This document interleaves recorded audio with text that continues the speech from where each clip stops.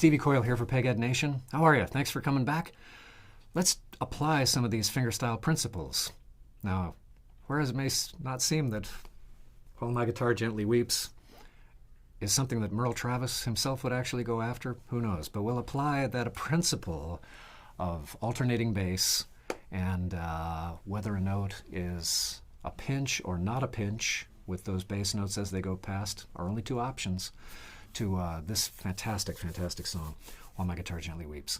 A minor, great place to start, great key for guitar because you get, well, I'll explain why it's a great key for guitar in a little bit. Grab an A minor. There it is, a 21, a 32, and a 42. Second string, first fret, third string, second fret, fourth string, second fret, 21, 32, 42. In the right hand, your right thumb will go back and forth between the fifth string and the fourth string. 5, 4, 5, 4, 5, 4. Join me. There you go. Now, keep playing that while I talk to you, because what this will do is split your brain apart. Some part of your brain will say, I'm concentrating over here, what's he nattering on about? But if you keep playing, your brain will say, you're just doing something, you're just doing the thing. There's no other thing here, you're just doing the thing. I can hand that off to a lower function, and it'll actually get run by something further down your brainstem, and you can use the mentating part of your brain to listen to what I'm saying. So, 5, 4, 5, 4, great. Da, da, da, da, just that much. Da, da, da. Against that grid of those bass notes going past, 5, 4, 5, 4, against that, ask yourself, and take it really slow, what's a note that happens with one of those bass notes? What are notes that happen between the bass notes? Those are the only two options, really and truly. Da, da, I look at, look seems to be a pinch. I look, you land on that bass, look at seems to happen between bass notes. So if you're going to do tablature on this, you just get your bass line going back and forth. In fact, run over to the site. I'll put up some tab of this. Take a look at the bits that have a down stem on the tab. You'll see that it's terribly regular, a 50, a 42, a 50, a 42, and then these other notes that happen along the top are, they may be a pinch, they may not be a pinch, but they're always one or the other. They're always happening at the same time as a bass note, or they're happening between bass notes. So, pinch, not.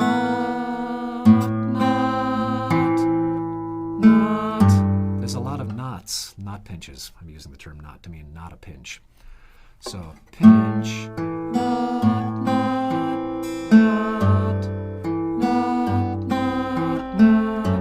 There's a lot of off notes here. You'll see this in the tab. There's only a few places where notes stack up right on top of each other. A bass note with a treble note. So, think of this, look at that tab, and consider that you can look at this in two ways. You can look at it as a series of events, little slices that go left to right. Totally valid way to look at things. In which case, an event can be either a bass note, a low bass note or a high bass note. It can be by itself, or it can be pinched with something else. Or it could be a treble note, a melody note in this case, that goes by unattached to a bass note, that happens between two bass notes. The only options. So, pinch, not. Do you see that? Have a look at the tab there. Da, da, da. Sing this with me. Da, da, da. Again. Da. Sing better than me, please. Da, da, da. You could only da, da, da, da, da, da. I'll get you doing this a lot. Sing in the car. You say, oh, that's why I play guitar, because I can't sing. I'm not asking you to sing to perform singing. I'm asking you to get used to singing so that you get used to generating a note by yourself and then finding it on the fingerboard. Another way to look at this, another way to look at that tab, is to say, these bass notes just go by and notes float along on top. This is totally automatic, this bass line going past, and then the rest is stuff that happens above that line. So you can look at it as slices of vertical stuff going past, you know, event, event, event, event, event.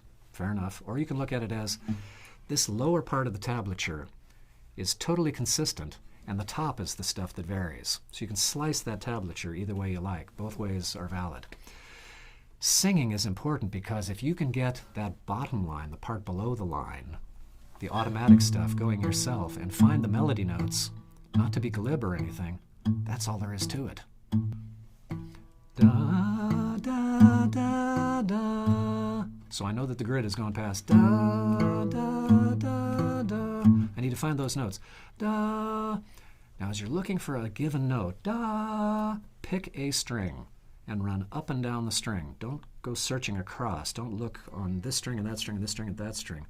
Pick one string and run up and down. See if you can find the note. It may be an octave away from where you eventually need it, but at least you'll be able to pinpoint where the note is. Da, da, da, da. I'm going to pick the third string for the heck of it. Da, da. Oh, there it is. Da, da, da. If I had picked this string up here, it'd go da.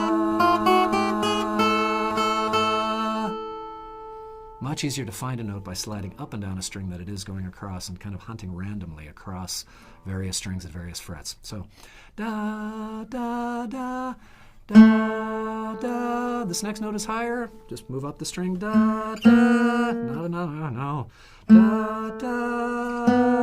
Oh, yeah. Well, look at this. I'm at the 4th fret. On this string, that's a get out of jail free card. That means I can play that note on the next string open. Mostly that happens at the 5th fret. Whenever you're at the 5th fret, you get a get out of jail free card and can usually find that note on the next string open. In this case, going across what they call the great divide between the wound strings and the unwound strings, it's at the 4th fret. We used to have to tune guitars this way. Now they're digital tuners, so if you didn't know that, now you know it. Da, da, da. I look at you. Look at you. Okay, great. I know how the bass is going to go. I know at least the pattern. I haven't figured out what's a pinch and what isn't and in what order those notes happen, but I now know that the bass notes are... and the melody is...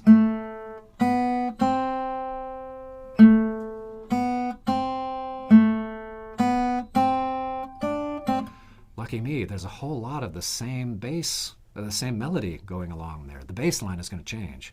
I look at you, see the love there, that's sleep, that's sleep, that's almost higher, that's sleep, no, that's sleeping.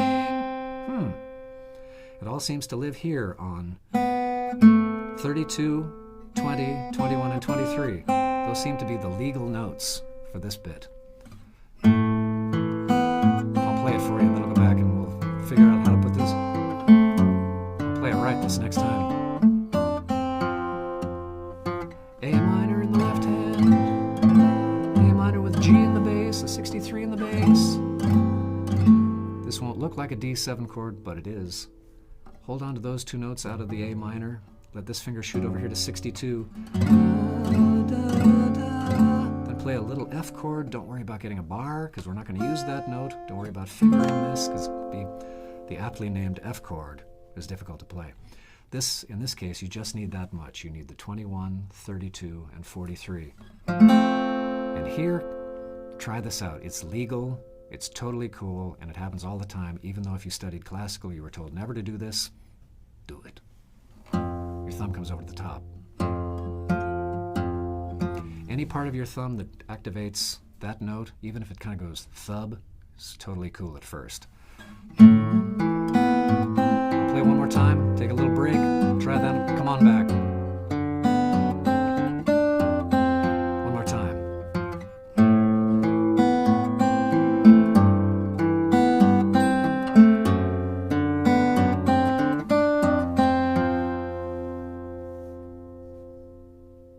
All right, so got your A minor chord there. The bass line goes back and forth. We're going to work on the descending bass line here, which is part of the coolness of this. The melody for the longest time is just the same few notes, same 3 notes, da da da da da da da da da. But the bass line moving underneath it is what gives it the signature sound. And that bass line is an A note at 50, a G note at 63, an F sharp at 62, then an F at 61. Look at you all, see the love there that's sleeping. Excellent. Each of those bass notes gets a high bass note to accompany it. And it's the fourth string for all of those bass notes. So it's 5, 4, 5, 4, 6, 4, 6, 4. That may be a little confusing. That's just an A minor chord with a 63 in the bass. Hold on to everything up here. So let's come back to A. 2, 3, 4, 5, 4, 5, 4, 6, 4, 6, 4. Middle finger shoots out to get 62 and opens up that fourth string. 6, 4, 6, 4. Let's move into the F chord here. Here, leave that finger down, leave your first finger down, and build the rest of the chord around it. A 32 and a 43. Just that little fragment of an F chord. Don't worry about playing this fuller F, because we're not going to use that note up here. It'd be a waste of effort and energy to actually execute it since we're not going to play it. It'll also make it easier, I think, for you to wrap around and get this low bass note that you need with your left thumb. If you've never played with your left thumb, this is a great one to get you into it, because you'll know instantly if you're executing it properly. There'll be no doubt. Here's how it ideally should sound.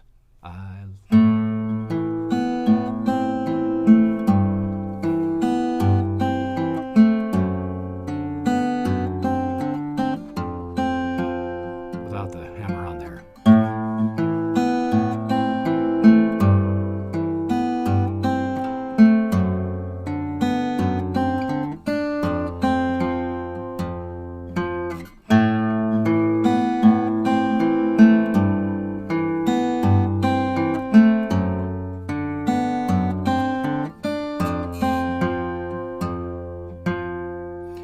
Practice the tab, look at it at first as slices, events going left to right, and just execute the events with the idea of keeping the bass line really steady.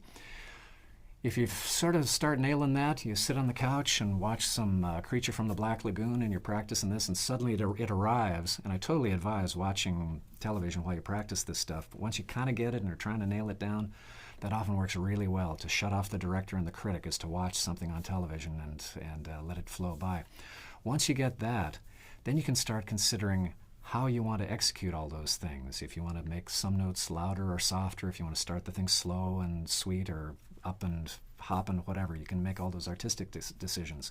And you can also look at that tablature as bass line going past, and that's pretty automatic, and the melody is floating along on top in a much more intentional way. Two ways to look at things. Stevie Coyle here for Peghead Nation.